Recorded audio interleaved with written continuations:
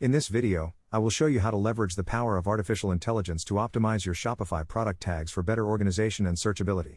Many store owners struggle with inconsistent tagging, which leads to messy sidebar filters and a poor shopping experience for customers.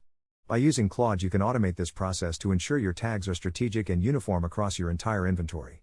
To get started, you will need to open your Shopify admin and select a product that needs a refresh. Copy the direct URL of that product page because this link contains all the essential data like descriptions and specifications that Claude needs to analyze. Next, head over to Claude and paste that link directly into the chat box. You should use a specific prompt to get the best results. Tell the AI to act as a Shopify merchandising expert and ask it to generate 10 standard tags for the product. Explicitly instruct the AI to focus on categories like material, color, specific use cases, and collection names. This ensures that the tags are not just random words but actual functional filters that help customers navigate your store efficiently. One of the biggest advantages of this method is consistency. Claude will provide you with lowercase tags that fit perfectly into your theme architecture without the common errors of manual entry like misspellings or varying capitalization.